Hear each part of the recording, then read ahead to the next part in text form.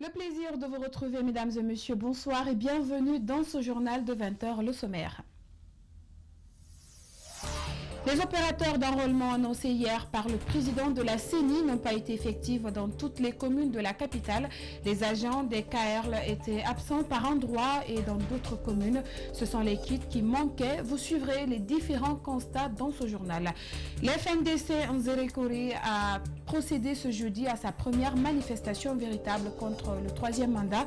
Plusieurs milliers de citoyens vêtus de rouge étaient dans les rues pour exprimer leur opposition à l'idée de la nouvelle constitution. Et puis le Congrès américain a auditionné mardi un témoin clé de l'enquête en destitution contre Donald Trump, un officier américain né à Kiev et conseiller à la Maison-Blanche qui avait alerté sa hiérarchie après avoir entendu le président demander à l'Ukraine d'enquêter sur un de ses rivaux. Bienvenue dans ce journal. Élections législatives, les opérations d'enrôlement et de révision des listes électorales censées démarrer ce jeudi n'ont pas été possibles dans la commune de Ratoma. La CECI de la dite commune entend toujours encore la liste des opérateurs de saisie pendant que ces derniers menacent de ne pas effectuer le travail car ils soupçonnent leur employeur, la structure Hermès, de trahison. Reportage Abdoulaye Sadio Diallo et Amara Alexosila. À l'appel de la CENI, les opérations d'enrôlement et de révision des listes électorales démarrent ce jeudi sur toute l'étendue du territoire national ainsi que dans les 25 autres pays concernés par les élections. Dans la commune de Ratoma, le président de la commission électorale communale indépendante fait d'abord l'état des lieux du matériel. Nous avons actuellement 306 KRL dans la commune de Ratoma, toutes installées. Alors à ce jour, nous avons reçu le matériel qu'il faut. Et tous les commissaires se sont rendus dans les différents quartiers pour essayer de voir l'effectivité, n'est-ce pas, des KRL sur le terrain. Le matériel est disponible, mais des problèmes se font sentir à certains niveaux. Il y a un certain nombre de problèmes qu'il faut relever. Nous avons actuellement 7 machines, 7 kits qui ne fonctionnent pas. Et nous avons essayé de les répertorier et de remonter l'information au niveau des autorités compétentes. Dans la matinée de ce jeudi, la liste des opérateurs de saisie se faisait encore attendre à la CECI de Ratoma. Ces agents censés être déployés sur le terrain vendredi craignent une trahison pouvant venir de leur employeur Hermès. Normalement, ce matin, on devrait être sur le terrain pour démarrer les activités des recensements et de la révision. Mais ce qui nous empêche est que hier, normalement, on devrait être en position de certaines choses qui sont dans le contrat, à savoir la moto. Mais malheureusement, nous avons constaté que nos amis de l'intérieur et ceux qui ont vu la moto qui a été promise, on a vu qu'il y a eu une désobéissance des clauses du contrat qui nous lient. Les opérateurs de saisie risquent alors de ne pas effectuer le travail. Si ce problème n'est pas réglé, nous, on ne peut pas aller sur le terrain. Parce que même dans la ville de Conakry, ici, il y a de ces quartiers qui sont impraticables, il n'y a pas de route. Donc tu ne peux pas conduire la moto Honda dans ces quartiers-là. Nos prédécesseurs qui ont travaillé avec les sociétés précédentes, ils ont eu les motos safari, les grosses motos safari là. C'est des motos qui sont bonnes, ils ont des bons amortisseurs. 45 agents sont employés pour superviser les 306 commissions administratives d'établissement et de révision des listes électorales dans la commune de Ratoma. Et puis le président de la CENI, dans une déclaration hier mercredi, annonçait le début des enrôlements des électeurs sur toute l'étendue du territoire guinéen. Mais sur le terrain, le constat est tout autre dans plusieurs quartiers de la commune de Matoto. Les opérateurs de saisie n'étaient pas présents à leur poste durant de longs moments. Le démarrage de l'opération a été reporté. Mariam Fodé Camara et Ibrahima Souri Souma. Quartier Simbaya École. 10 heures, aucun agent recenseur n'est visible sur le terrain. Pourtant, le président de la CENI a annoncé le début d'enrôlement des citoyens. Sur 45, seuls 3 agents recenseurs étaient présents sur le terrain avant notre arrivée, selon le chef de quartier de Simbaya École. Puis avant-hier, nous avons les matériels. Donc, je suis en train d'appeler les opérateurs qu'ils soient là pour qu'on démarre, même si ça sera quelques jeunes seulement. Oui. Normalement, il y avait des citoyens qui ont commencé à venir. Ils viennent demander, je dis c'est pas commencé. Vous comprenez? J'étais là avec 3 opérateurs et j'ai 45. Donc en vérité, il n'a pas démarré pour le moment. À Simbaya Sebeka, aucune trace. Tout est calme. Pourtant, cet endroit est souvent envahi de monde en période de recensement. À Imbaya École, le chef de quartier joue à la prudence. Il attend encore l'arrivée des agents recenseurs dans son quartier et certains kits électoraux. Il affirme tout de même avoir reçu 90% du matériel électoral. Et jusqu'à présent, nous les attendons impatiemment. Et ce qui m'a poussé même à ne pas donner des informations à la mosquée et puis à l'église.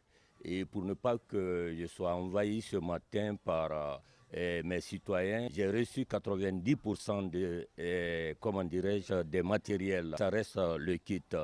Au moment où nous quittions les lieux, les kits venaient d'être transportés dans un taxi chez le chef de quartier Balakondé. Il invite les citoyens de sa localité à venir se faire recenser. Rencontré sur la question du retard dans la distribution des matériaux, le président de la CECI de Matoto, préoccupé par cette distribution des kits, nous a confié qu'il n'a pas toutes les informations pour donner une réponse à notre question. Quant aux opérations, elles se poursuivront jusqu'au 16 décembre prochain. Les opérations d'identification et de recensement des électeurs ont effectivement démarré ce jeudi dans la commune de Dixine. À Landria, les membres de la KRL qui ont déjà reçu tous les kits d'enrôlement d'enregistrent les citoyens qui viennent de se faire recenser. Le constat, c'est dans ce reportage d'Idriss Abaré. Très tôt ce matin, les membres de la commission administrative d'établissement et de révision des listes électorales, le numéro 0411 de l'Andrea, se sont retrouvés ici pour effectivement lancer les opérations d'enregistrement des électeurs. Sur place, tous les kits sont là et l'opérateur de saisie, après avoir vérifié la machine en présence de son superviseur, procède au recensement des citoyens, déjà prêts. Les opérateurs sont sur place, sont venus depuis le matin et on essaie de faire le dispatching le matin et tout est rentré en ordre et les bureaux des KL sont là aussi présents comme vous pouvez les constater. Ali Badra Kamara, muni de sa fiche d'identification qu'il avait récupérée auparavant, est venu pour corriger quelques anomalies qu'il a constatées sur sa fiche. Il révèle son constat sur le déroulement de cette opération. Pour moi, ça s'est très bien passé. Donc il n'y a pas de problème. Ce que j'ai constaté, l'imprimante est un peu lente, quoi. Donc il y a eu un peu de lenteur dans l'imprimante. Donc je dois revenir reprendre ça pour la prochaine fois. Sinon je suis enregistré, tout s'est passé très très bien. Avant ce lancement, la CENI avait procédé à une formation des agents membres des KRL sur toute l'étendue du territoire national. Ce président de commission administrative revient sur la procédure d'enrôlement des électeurs. Des anciens, quand ils viennent, ils vérifient. S'il n'y a pas d'anomalie, on va, n'est-ce pas, leur faire passer devant la machine. Et ils sont directement enrôlés. Maintenant, avec les nouveaux, on va essayer, n'est-ce pas, de prendre leur filiation sur un formulaire et puis on leur remet. Mais toute personne qui viendra se présenter devant nous, il faudrait que la personne soit munie par une pièce d'identité. Cette opération de recensement concerne tous les électeurs déjà enregistrés et ceux ayant atteint l'âge de 18 ans. Le président du conseil de quartier de l'Andrea lance une invite aux jeunes. Ceux qui n'ont jamais été enrôlés, il ne faut pas qu'ils restent à la dernière minute qu'ils viennent. Ils n'ont qu'à prendre leur pièce d'identité, ils viennent, il n'y aura pas de problème. Et puis, lancement ce jeudi du programme d'appui au renforcement du système de santé. L'objectif est de renforcer la gouvernance du secteur de santé afin d'améliorer l'accès de la population à des soins de santé de base de qualité qui permettront de réduire donc la mortalité infantile et améliorer la santé maternelle ainsi que sa résilience aux crises épidémiologiques. Alceni Bari et Ibrahima Souri Kamara revient sur les détails dans ce reportage. Ce nouveau programme d'appui au renforcement du système de santé, pas à deux, a une enveloppe globale de 26 350 000 euros, dont 23 millions financés par l'Union européenne. Il sera piloté par le ministère de la Santé et exécuté par la GIZ allemande et Expertise France. Expertise France est en charge de l'appui à la gouvernance financière au niveau central et de l'appui à l'équipement et aux infrastructures, et la GIZ se concentre sur les ressources humaines et l'offre de soins. PASA 2 s'inscrit dans la suite des projets post-Ebola avec pour objectif de renforcer le système de santé afin d'améliorer l'accès de la population à des soins de qualité, en priorité la santé maternelle et infantile et la résilience aux crises épidémiologiques. Ainsi, le programme veut être complémentaire aux activités des autres partenaires pour la mise en œuvre efficace du plan national de développement économique et social, du plan national de développement sanitaire et de la politique de santé communautaire. Le ministère de la Santé rassure de son accompagnement institutionnel sur les différentes composantes du projet, avant d'interpeller les agents d'exécution du projet, notamment la GIZ et Expertise France. À procéder aux ajustements nécessaires en se basant sur les leçons apprises de la première phase pour que ce projet puisse atteindre des objectifs tangibles dans les meilleurs délais. Aux responsables nationaux impliqués dans l'exécution du projet, ici je voudrais leur lancer un appel à plus d'engagement, de responsabilité pour mériter la confiance placée en eux afin que la santé communautaire soit une réalité. Le projet PASA 2 va durer 40 mois et concerne Zirekore, Kisidougou et Kirwani. Et c'est un public reportage signé Alseni Baré et Ibrahima Souri Kamara. Le 20 novembre de chaque année, l'humanité célèbre la journée mondiale de l'enfance. L'occasion a été mise à profit en Guinée par des structures non étatiques pour sensibiliser sur les abus dont sont victimes les plus petits. À l'école des jeunes filles de Lambani, les apprenantes ont soumis leur cahier de doléances à leur encadreur, Gibril Ba et Kerno Sadouba.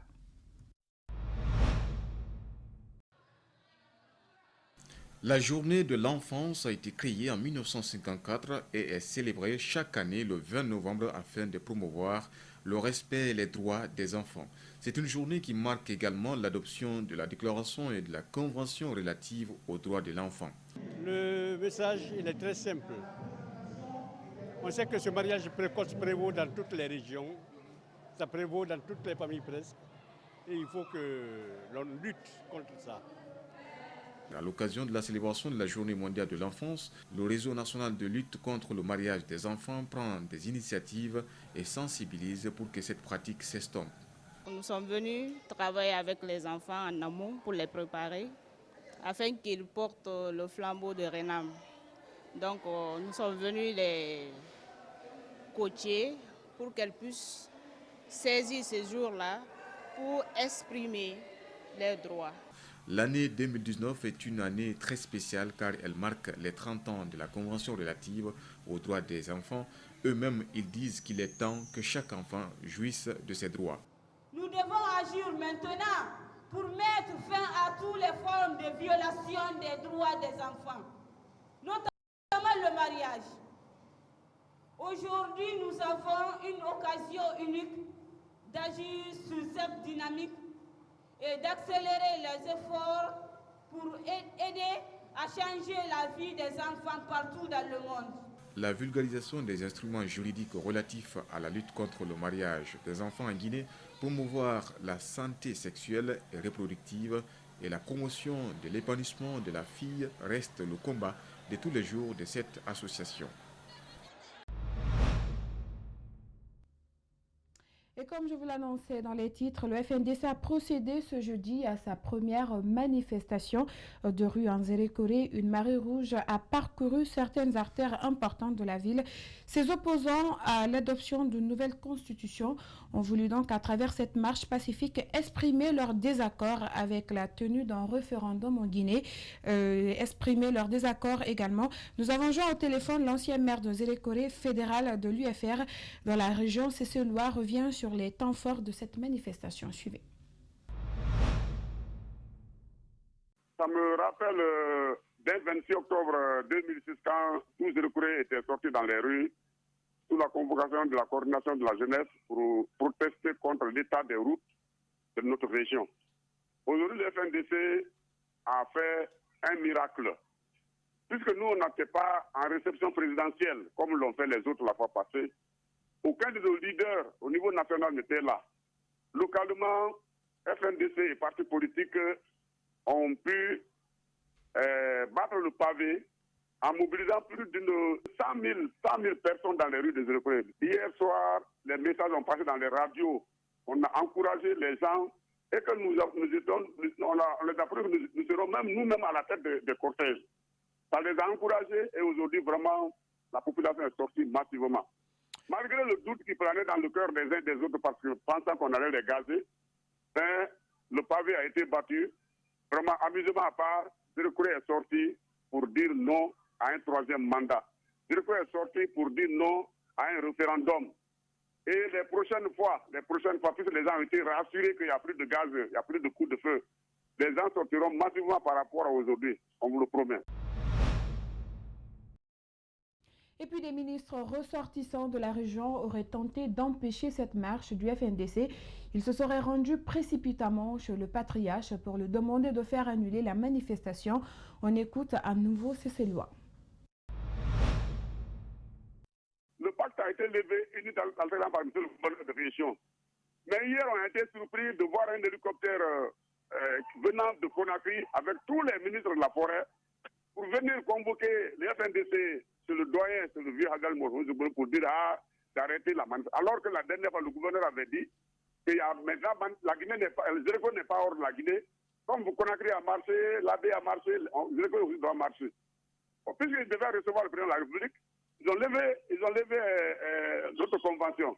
Mais hier, on a été étonné que le même gouverneur, que le même sage va dire vraiment que c'est pas la peine, ne doit plus marcher à Zéro-Cré, il y a une zone de risque. Alors là, le ton a été élevé hier par les FNDC et ils se sont séparés en queue de poisson. On avait déjà l'autorisation de la mairie. Donc, avec cette autorisation, on était fiers, on est sorti ce matin. Mais heureusement, nous avons fait une des marches les plus civilisées de la Guinée. Parce que sur 7 km de parcours, il n'y a pas eu une mouche ou bien un œuf qui a été cassé. Nous avons respecté leur itinéraire qu'ils nous ont promis. Ils nous ont fait éviter la place des martyrs, ni le stade du 3 avril. On nous a logés en face de la douane sur le terrain rouge, mais heureusement. En interactualité, violence conjugale, j'aurais pu mourir 1000 fois. Morgane Selimane a survécu à l'enfer, battue violemment par son conjoint pendant 4 ans. Elle témoigne aujourd'hui pour inciter les victimes de violences conjugales à partir. Suivez. Je vais faire mon repassage. Après, j'aurai trop mal. J'ai appris à m'organiser. Quand il lance le compte à rebours, je pense à tout ce que j'ai à faire avant. Il faut que tout soit prêt, que j'ai effectué toutes mes tâches. Comme ça, je serai tranquille. J'étais en première année de maternelle. La maîtresse m'a dit c'est incroyable. C'est incroyable. Et du coup, ça commence debout où il va me mettre une claque, 2 claques, et puis ensuite des coups de poing. Puis si je tombe, je vais me recroqueviller. Donc après, il va me mettre des coups de pied dans les jambes et jusqu'à temps soit qu'il y ait du sang, soit que lui soit défoulé en fait. C'est le temps qu'il faut. Je reste à côté de lui jusqu'à ce qu'il s'endorme. Yacine ne supporte pas de m'entendre pleurer. On est contrôlé, on est fliqué toutes les 2 minutes. Rien que d'aller porter plainte quand on nous dit « oui, y a du monde, il y a 3 à 4 heures d'attente », on ne peut pas porter plainte, on est obligé de repartir. Quand je porte plainte, on me dit qu'éventuellement il sera convoqué dans 3 semaines. C'est pas rassurant. C'est aussi bête que ça, mais en fait, c'est là tout de suite sur le coup. Dans 3 semaines, peut-être que tout ira bien. Et puis, on ne peut pas vivre avec rentrant chez soi et se dire est-ce qu'ils vont venir, est-ce qu'ils ne vont pas venir. Enfin, ça fait l'effet d'une trahison. Il a pu lui dire que ce qu'il avait fait, c'était mal. On a toujours l'impression que c'est plus grave chez les autres. C'est ça qui est terrible. Et d'un autre côté, oui, voilà, je me dis que oui, j'aurais pu mourir 1000 fois. 1000 fois et que ça aurait été horrible, je me dis, pour mon fils d'avoir une maman qui est morte et son père en prison. Enfin, vraiment, en fait, il y a un jour où il faut se donner le courage. Enfin, c'est dur à dire, mais il y a un jour où il faut y aller. Il faut se dire, vas-y, je veux changer de vie, parce que même si aujourd'hui, ma vie, il y a des hauts, il y a des bas, mais c'est incomparable avec avant. Je fais ce que je veux aujourd'hui. Prison. Quand il est parti en prison, c'est là que je me retrouvais quand même libre. Destitution de Trump, un témoin clé s'était vu offrir un poste de ministre à Kiev.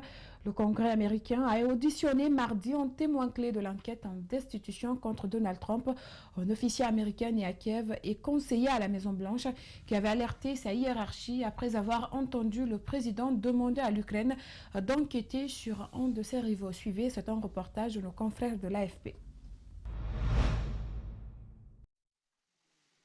Do you swear or affirm that the testimony you are about to give is the truth, the whole truth, and nothing but the truth, so help you God? Phones are sensitive, so please speak directly into them. Without objection, your written statement will be made via Germany and Iraq. He was deployed to Iraq at a time of heavy fighting after being wounded by a roadside bomb. Since 2008, Colonel Vindman. Good morning, everyone. This is the third in. At any point during that trip, did Mr. Daniluk offer you a position of defense minister with the Ukrainian government? He did. And how many times did he do that? I believe it was 3 times. And do you have any reason why he asked you to do that? I don't know, but every single time I dismissed it.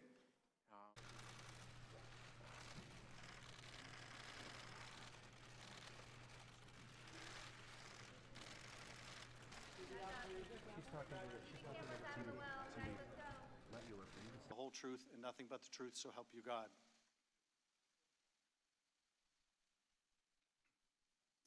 Let the record show that.